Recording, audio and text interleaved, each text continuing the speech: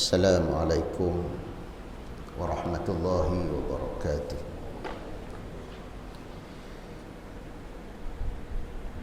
Alhamdulillah wa kafa wassalatu wassalamu ala nabiyyina al-mustafa wa ala alihi wa sahbihi wa man wala.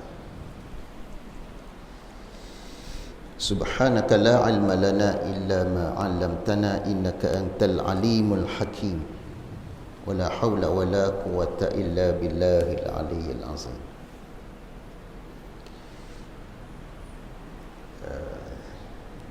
Sebenarnya kita berada dekat dengan bulan Ramadan, kita mula baca balik kitab berkaitan as-saum. Kalau yang ada kitab muka surat 94 jilid yang pertama, jilid yang kedua. Jilid kedua muka surat 94.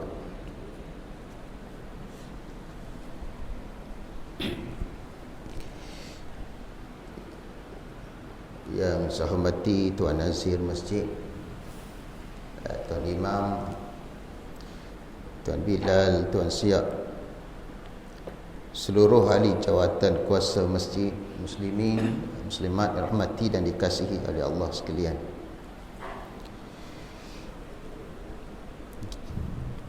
Mula daripada pagi ni, kita tinggal dulu sekejap bahagian taharah. Kita buka bagi tajuk as-saum. Saum ataupun as-siyam. Kita jumpa dalam Quran as-siyam. Kita juga jumpa as-saum. Dua-dua memberi makna puasa. Allah Ta'ala sebut di dalam Al-Quranul Karim, ya ayyuhalladzina amanu kutiba alaikumus siyam. Wahai orang yang beriman, ditulis kefarduan atas kamu kewajipan as-saum ataupun as-siyam, berpuasa. Qala musannif rahimahullahu ta'ala, af'ani wa iyyakum bi'alumihi fi daraini insyaallah. Ini kitab pada menyatakan hukum puasa, makna puasa pada lughah, yakni pada bahasa imsak. Imsak, apa maksud imsak? Yakni menahan dirinya daripada barang sesuatu. Kalau kita kata imsak tu apa? Puasa. Mana mula dah berpuasa, iaitu kita menahan diri daripada barang sesuatu. Orang dulu dia guna bahasa klasik gitu, ya. Dan diam daripada berkata-kata. Puasa tu juga dengan makna tak banyak cakap yang baik-baik saja, tak cakap yang kotor. Itu makna puasa dari sudut bahasa. Kalau kita tengok dari sudut bahasa tu pun sudah memberi faham kepada kita orang puasa kena menahan diri. Maksudnya tu dia. Sebab tu kita kat SJR tu kan dipanggil ops. Ops tu apa dia? Berhenti, menahan daripada perkara hak biasa kita buat. Begitu.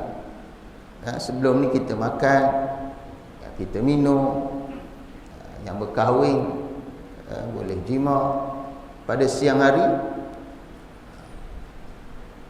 Kemudian mari bulan puasa, semua hak yang halal dalam bulan yang lain tu tiba-tiba haram. Tak bolehlah nak buat daripada saat itu. Dari saat disuruh kita menahan diri dalam tempoh masa tertentu. Dan dengan makna juga diam tidak banyak berkata-kata, khususnya mencarut, mencela, memfitnah, perkataan buruk. Dan zaman mutakhir ni orang berkata-kata bukan dengan lidah saja, dengan tulisan. Tulisan kat Facebook, dekat Twitter, dekat Instagram, TikTok, macam-macam lah, WhatsApp, Telegram, apa lagi, WeChat, macam-macam saluran orang menulis di blog, dan sebagai bentuk sebaran. Dan kita tengok ramai orang yang tak boleh menahan diri daripada menulis yang buruk. Tengok pada gambar warak je, pakai jubah, pakai serban. Tengok pada tulisan macam syaitan, tak serupa. Kenapa? Menulis dia tak ada dasar, tak ada peraturan. Jadi tulis ni ikut suka. Nak sumpah seranah orang boleh, nak menganjing orang boleh, nak mengejek orang boleh, nak mencela orang boleh, nak menghentam orang boleh. Jadi ini juga termasuk dalam diam bagi orang yang berpuasa. Jadi orang berpuasa maksudnya menahan diri dari segala barang yang sesuatu. Dan maknanya pada syarak, yang kita nak bincang luar daripada konteks keperluan fahaman kita dari sudut makna puasa, keperluan syaraknya ialah menahan diri daripada yang membatalkan puasa. Kita dilarang atau menahan diri daripada melakukan perkara-perkara tertentu. Apabila kita buat benda ni dalam bulan puasa, batal puasa atas jalan yang tertentu yang lagi akan datang kenyataannya dengan segala syaratnya.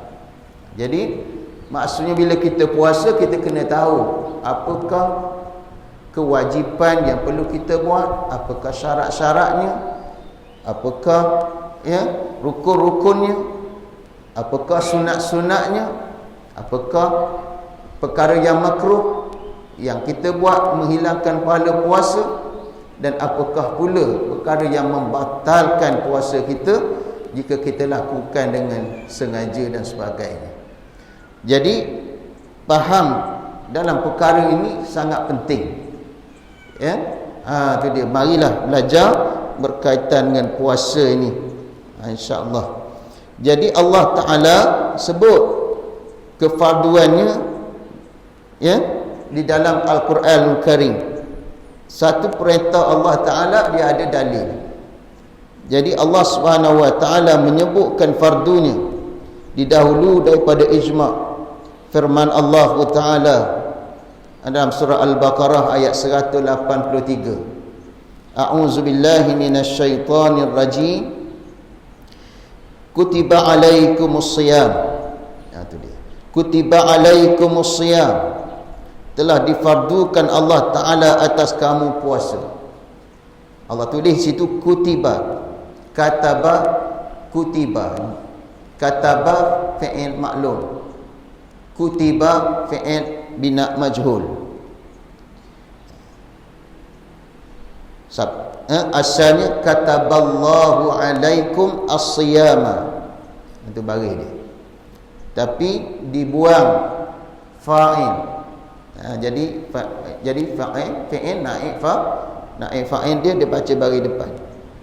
Kutiba alaikumus siyam. Allah tak nak sebut dia yang fardukan secara langsung, untuk nak menunjukkan bahawa ibadat puasa ni satu arahan, satu perintah yang nak mendidik hati kita manusia untuk merasakan keberadaan Allah Ta'ala walaupun kita tak nampak. Kalau fi'il ma'lum ni, pembuat tu nampak depan mata, ataupun kita tahu pembuat tu dah ada seketul dia. Bina majhul ni kita nak sembunyikan orang yang suruh tu, orang yang berkaitan perbuatan tu. Siapa yang fardukan puasa ni? Difardukan puasa. Allah Ta'ala tak kata aku puasakan, aku fardukan kamu puasa. Padahal yang suruh tu Allah Ta'ala lah, tak ada yang lain. Tapi apa hikmah Allah gunakan bina majhul? Untuk manusia mencari Allah Subhanahu wa Ta'ala, mencari orang yang mencari yang memfardukannya dari ibadat puasa, supaya kita mengenal Allah, dapat mendidik nafsu. Kerana ada manusia dalam hidup dia, Tuhan dia ialah nafsu. Tiba-tiba bulan Ramadan dia kena puasa, rupanya nafsu bukan Tuhan. Keinginan perut bukan Tuhan, keinginan lidah bukan Tuhan, keinginan mata bukan Tuhan. Kerana Allah Ta'ala sebut dalam Quran, ittakhadhu ilahahu hawahu. Ada manusia yang mengambil Tuhannya selain daripada Allah, ialah nafsunya, hawanya, syahwatnya. 3 benda. Hawa, keinginan. Keinginan inilah yang mengatasi segala-gala. Ya, kebaikan ke, kebajikan ke, kerana ada hawa kat depan tu, dia mengatasi segala, tutup. Kita tahu kebaikan sesuatu, tapi kerana hawa kita itu, kita tak nampak kebaikan, lalu kita ikut nafsu kita. Jadi orang ni walaupun dia nampak perintah Allah itu baik, tapi dia tinggalkan perintah Allah sebab dia ikut hawa nafsu. Jadi siapa Tuhan dia? Siapa Tuhan dia? Hawa nafsu. Sebab itu dia layak diazab oleh Allah Ta'ala pada hari akhirat, kerana mu ambil nafsu, tinggal Allah Subhanahu wa Ta'ala atas 2 jalan. Tuhan bentang, wa hadainahu najdain, kami bentangkan 2 jalan, jalan baik, al-khair wa syarr. Tapi banyak manusia mengambil jalan yang buruk, jalan yang salah. Kita ingat dalam peristiwa Isra' dan Mi'raj, Nabi SAW ketika dia berasa dahaga, lalu didatangkan arak dan susu. Didatangkan arak dan susu. Lalu Nabi SAW mengambil susu. Lalu Jibril kata, wahai Muhammad, kamu telah memilih yang fitrah, yang baik. Apa kata kalau Nabi pilih arak? Kita semua minum arak lah sampai hari ni, sebab Nabi pilih arak. Dalam keadaan Nabi pilih susu pun kita tak suka susu. Ya, ada orang tak suka susu. Ya, dia tak suka susu. Ya.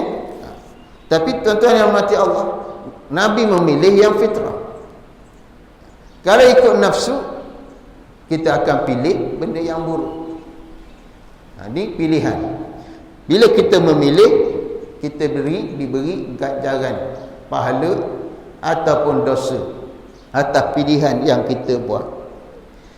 Jadi bila Allah Ta'ala sebut kutiba alaikumus shiyam, kita telah memilih satu perintah daripada yang memerintah, iaitu puasa. Daripada didikan puasa ini, mengajak manusia mencari siapa yang memfardukan puasa ni. Itu konsep, kaedah yang Tuhan nak beritahu kepada manusia, bahawa daripada puasa ni lah, ya, dia akan mengenal Tuhan.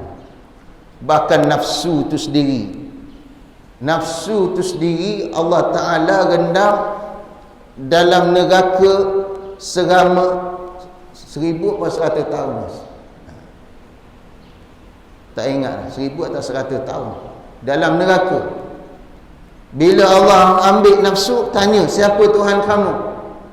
Nafsu tak kenal apa Tuhan dia. Anak-anak, anta-anta, aku, mu, gitu. Dia tak mengenal Allah Subhanahu wa Ta'ala, nafsu. Lalu Allah Ta'ala letak nafsu ni dalam neraka lapar. Neraka lapar. Ya. Sampai satu masa Allah ambil nafsu tanya, siapa Tuhanmu? Baru nafsu kata, engkau ya Allah Tuhan aku.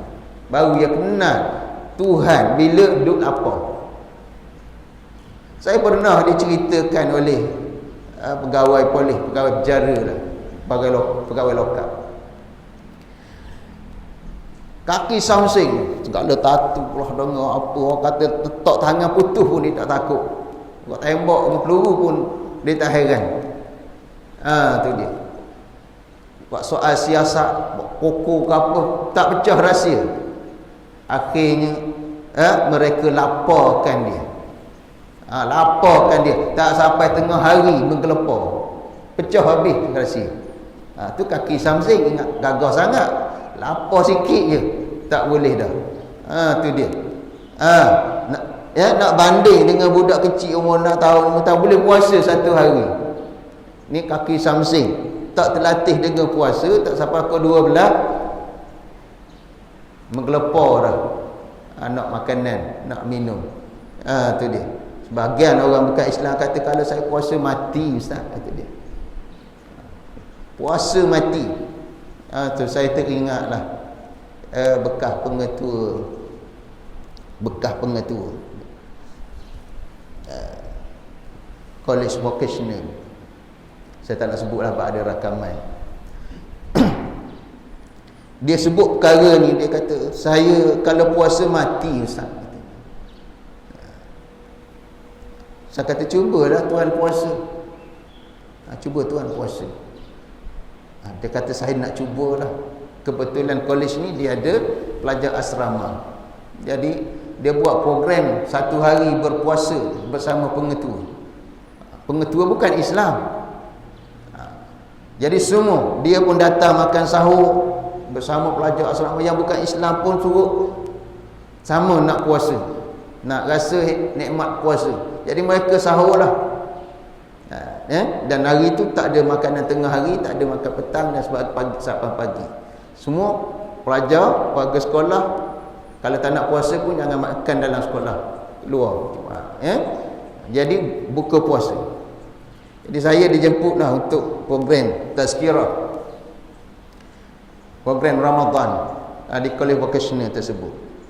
Jadi akhirnya dia kata, terbukti ustaz, saya rasa walaupun sehari baru berpuasa tak mati. Padahal dia boleh tengok orang Islam puasa sebulan, tiap-tiap tahun. Dia tak yakin dia boleh puasa 1 hari. Menyebabkan ataupun nak beritahu pada kita, bukan senang nak meninggalkan makan dan minum dan tuntutan-tuntutan syahwat di siang hari.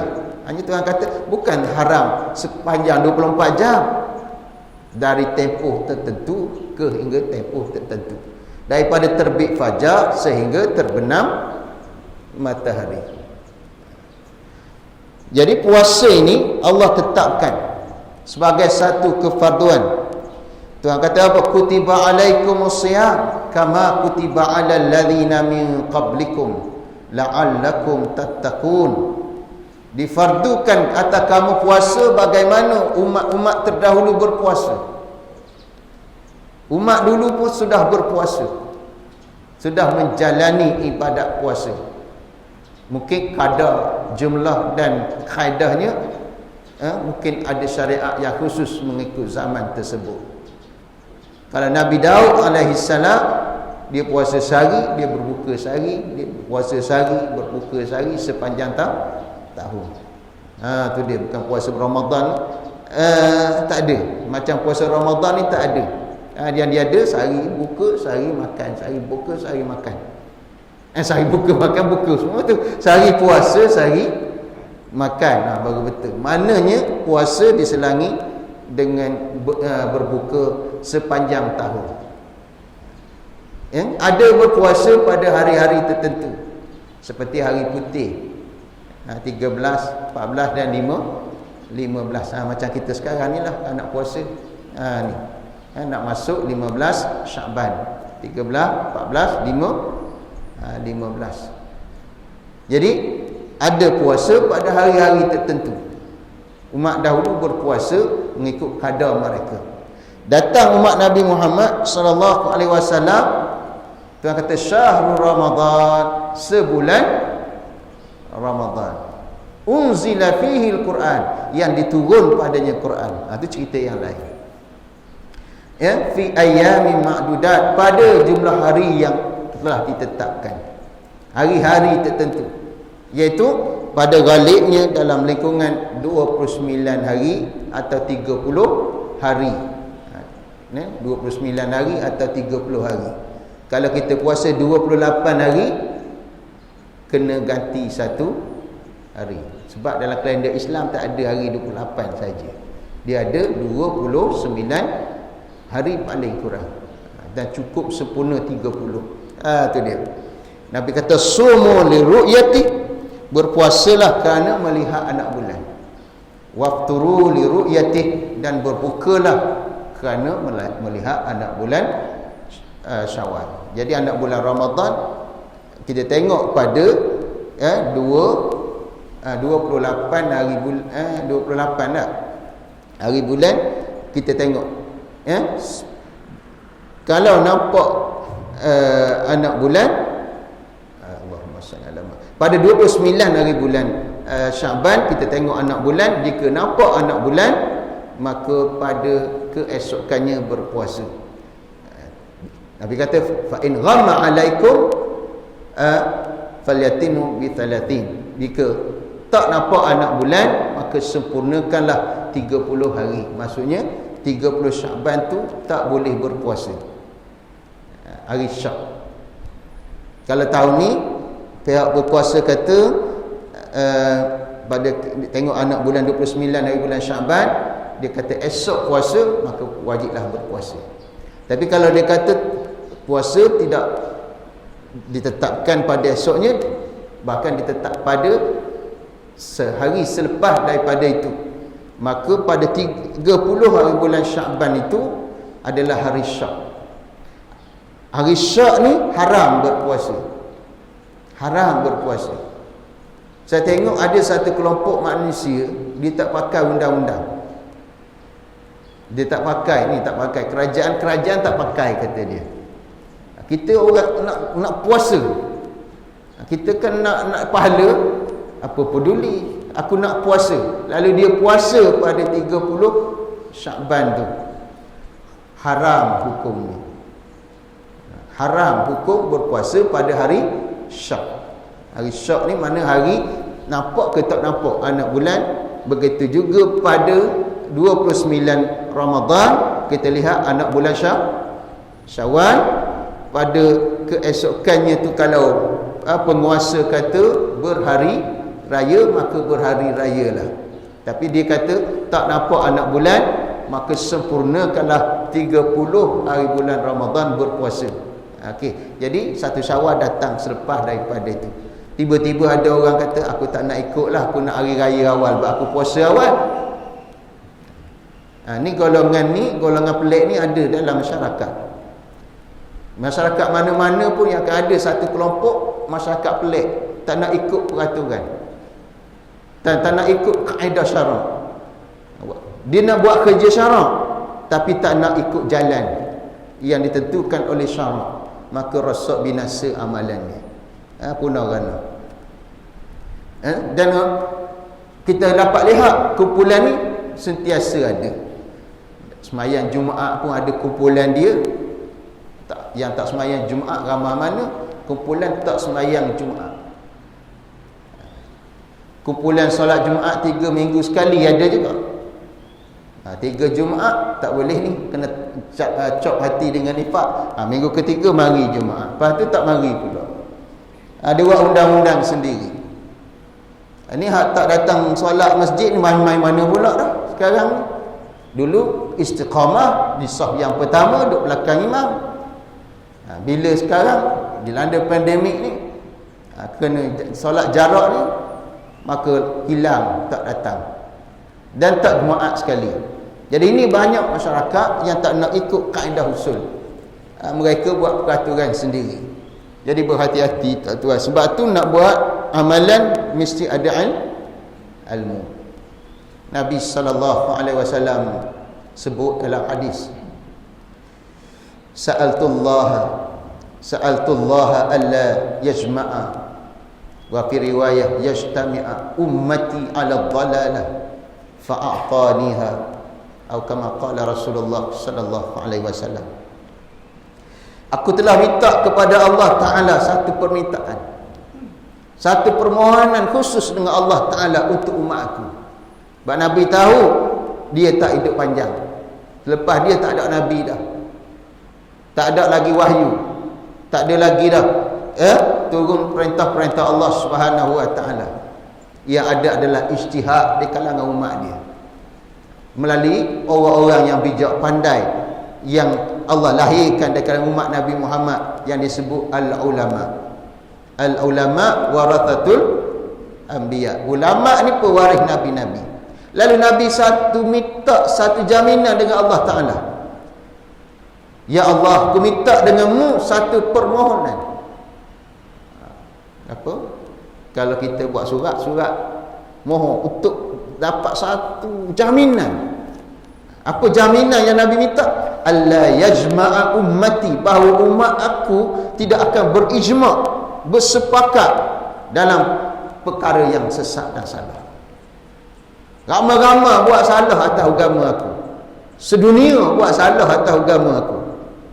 Fa'ataniha, lalu Allah mengizinkannya. Ini satu keluasan yang Allah beri keistimewaan kepada umat Nabi Muhammad sallallahu alaihi wasallam, kepada umat yang akhir.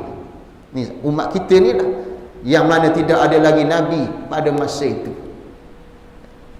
Bahawa umat Muhammad ni tak akan sepakat nak buat benda sesat. Ramai-ramai keputusan tu Allah tak redha, Allah tak terima. Maka Allah kata, aku jamin Muhammad, umatmu tak sesat atas jumhur. Mereka duduk kumpul ramai-ramai, lalu mereka ambil satu ketetapan bahawa aku redha perbuatan itu. Maka ada sebahagian kata semayang jarak-jarak ni dalam tempoh pandemik ni. Tempoh dia ada tempoh, bukan semua masa. Semayang jarak ni tak diterima oleh Allah. Walaupun dah bersetahun dah benda ni berlaku, tapi masih duduk cakap gitu lagi. Bahawa seluruh dunia buat kajian untuk tempoh sekejap ni saja. Ops, ni orang panggil ops tadi, menahan diri sekejap, sehingga datanglah satu ketetapan baru, balik semula seperti biasa. Tuan-tuan yang menanti Allah. Begitu juga bulan Ramadan. Bulan Ramadan ni kita ada kebiasaan. Setahun kita ada kebiasaan bangun pagi minum air dulu, contoh.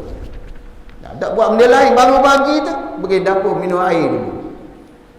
Tu dia. Lepas minum air, pergi masjid surau, lepas tu sarapan pagi. Sarapan pagi, nasi lemaknya, lotongnya dan sebagainya. Lepas tengah hari pula makan tengah hari. Minum petang dengan apa tu? Goreng pisangnya, cucuk ubinya, apa semua. Faham tak? Berbagai minuman. Betul makan malam pula, berkali-kali makan. Kebiasaan. Tiba-tiba datang bulan Ramadan, ops sekejap. Ops apa dia? Ops makan, ops minum, ops syahwat. Dalam tempoh ni, dari tempoh ni ke tempoh ni, tak boleh makan, tak boleh minum. Lari daripada kebiasaan. Ini maksudnya bulan Ramadan teristimewa dengan satu arahan yang tak ada pada zamannya, pada masa yang lain. Inilah puasa nama dia. Dan kita sekarang ni sedang berpuasa. Puasa apa? Puasa sikap, puasa diri daripada apa? Tengok setiap hari pihak berpuasa membuat arahan MKN, KKM. Dia kata apa? Jaga penjarakan, distance, apa tu? Jarak. Nah, 1 meter. Puasa lah tu. Maksudnya patut kita boleh je, tapi menahan diri, tak bersalam sementara. Bukan maksud tu tak boleh, sementara. Itu dia. Jadi ini juga konsep puasa sebenarnya. Itu dia. Apa lagi? Tidak duduk dekat-dekat dan sebagainya. Ini semua ni asasnya tarbiyah, tuan-tuan. Tarbiyah untuk mendidik diri kita dalam keadaan kita boleh buat sesuatu tapi dihalang sekejap, lalu kita meninggalkan perbuatan tersebut dalam tempoh yang tertentu. Nabi SAW sabda, bunyal islamu ala khamsin, dibina Islam itu atas 5 asas, ya, sehingga datang kepada perkataan as-saum, syahrul Ramadan, ya, berpuasa dalam bulan Ramadan, ya. Bunyal islamu ala khamsin, syahadati an la ilaha illallah Muhammadur Rasulullah, wa iqamis salah, wa ita'iz zakah, wa shaumi Ramadan, wa hajjil baiti man istata'a ilaihi sabila. Ya, dibina Islam itu atas 5 teras. Mengucap 2 kalimah syahadah, solat 5 waktu, zakat, puasa Ramadan, dan menunaikan ibadat haji bagi yang berpuasa. Maka adalah ia satu rukun daripada segala rukun Islam yang 5. Maka tak boleh kita tolak rukun ni. Dia satu rukun daripada rukun Islam. Tak nak puasa, tak jadi kafir. Tapi tolak rukun Islam menjadi kafir. Kenapa tak puasa? Gastrik. Tak jadi kafir.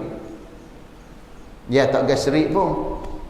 Tu dia. Allah tahu mu tak gastrik, tapi mu wayak mulut orang gastrik, tak jadi kafir.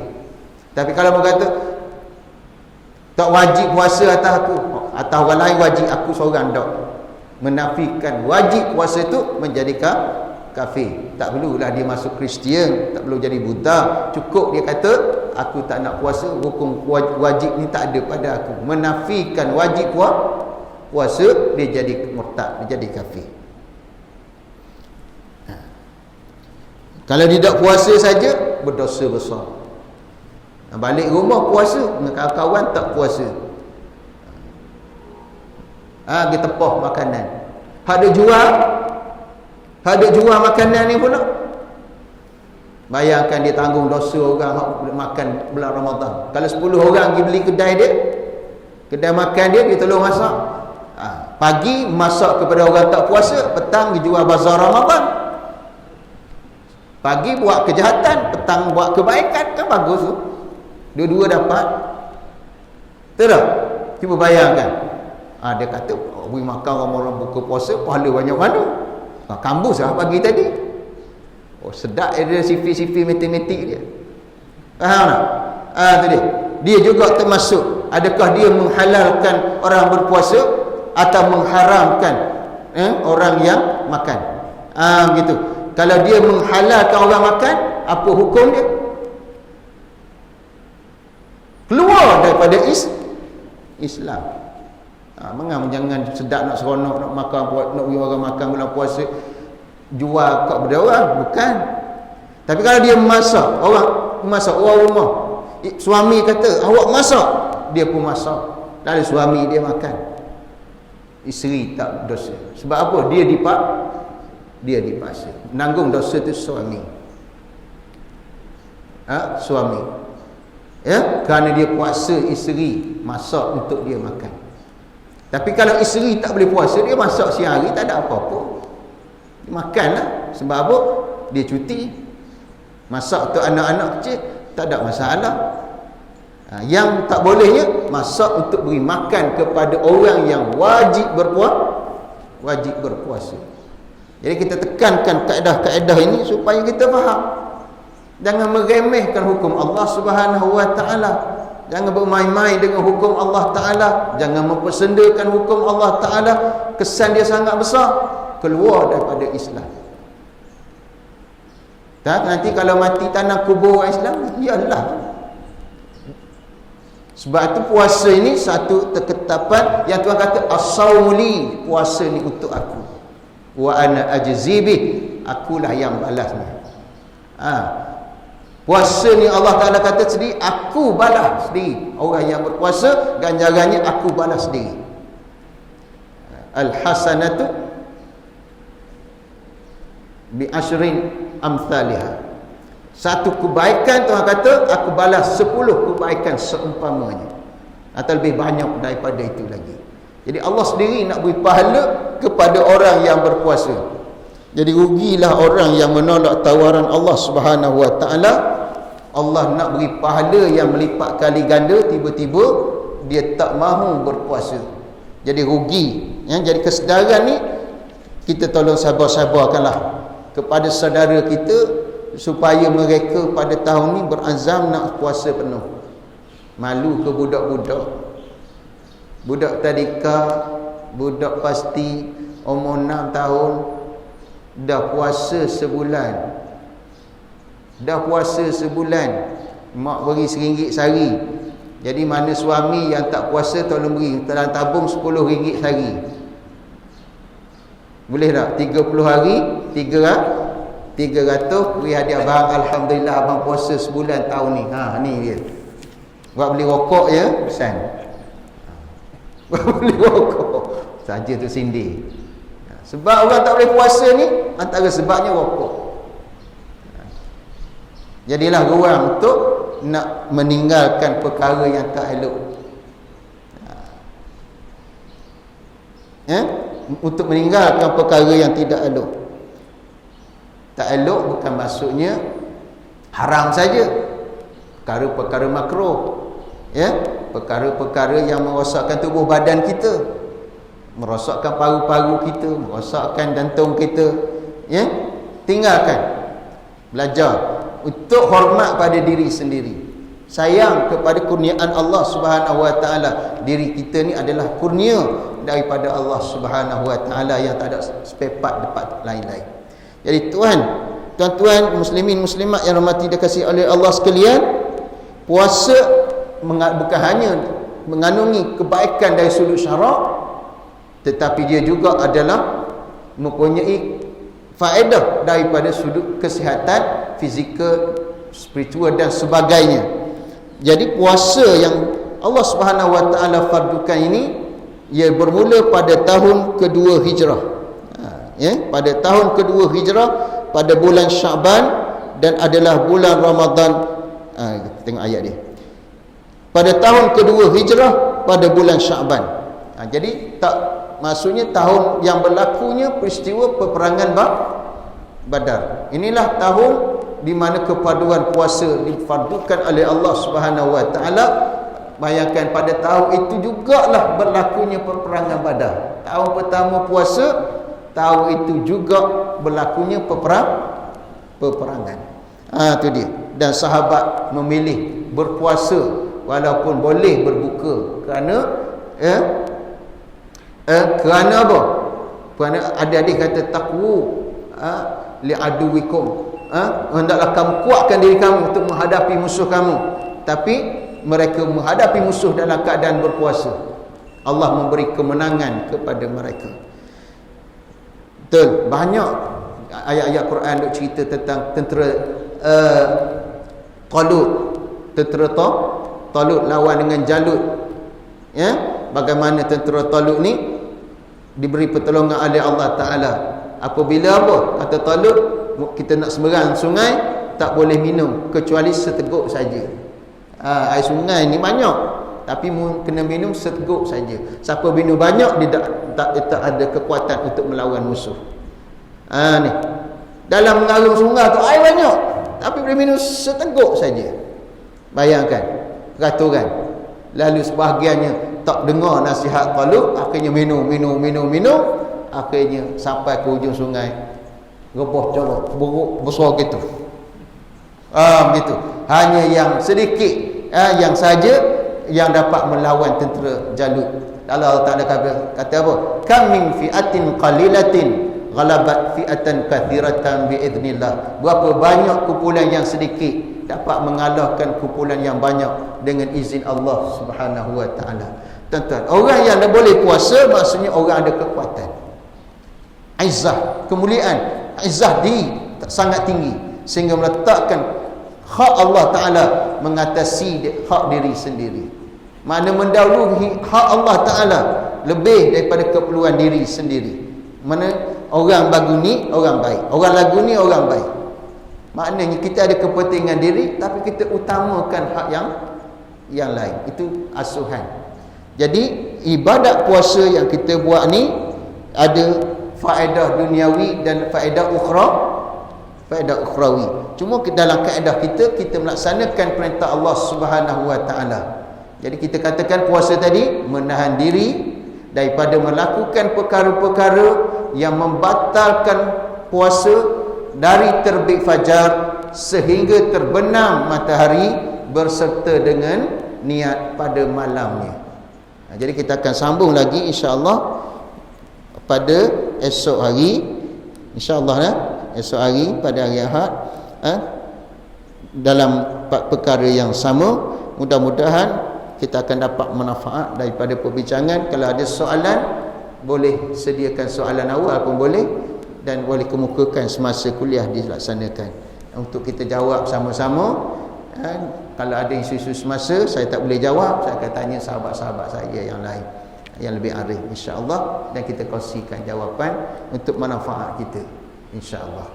Okey, untuk pagi ni ada soalan satu atau dua? Saya tak nampak ni tuan-tuan. Ada soalan tak? Tak nak sarapan pagi ya. Ada. Okey, cukuplah 7:20. Bismillahirrahmanirrahim. Alhamdulillahirabbil alamin wassalatu wassalamu ala asyrafil anbiya'i wal mursalin wa ala alihi washabbihi ajma'in. Allahumma zidna ilma. Ya Allah, tambah bagi kami ilmu. Warzuqna fahma, rezekikan kepada kami kefahaman. Wa alhimna rusyda, ilhamkan kepada kami kecerdikan. Rabbana iftah bainana wa baina qaumina bil haqq wa anta khairul fatihin. Ya Allah, ya Tuhan kami, bukalah pintu-pintu kebenaran, sesungguhnya Engkau Tuhan yang membuka pintu-pintu kebenaran. Rabbana atina fid dunya hasanah wa fil akhirati hasanah wa qina adzabannar. Wa sallallahu ala sayyidina Muhammadin wa ala alihi wa sahbihi sallam. Subhana rabbika rabbil izzati amma yasifun wa salamun alal mursalin walhamdulillahi rabbil alamin. Taqabbalallahu minkum. Aqulu qali hadza wa astaghfirullahal azim li wa lakum. Wassalamu alaikum warahmatullahi wabarakatuh.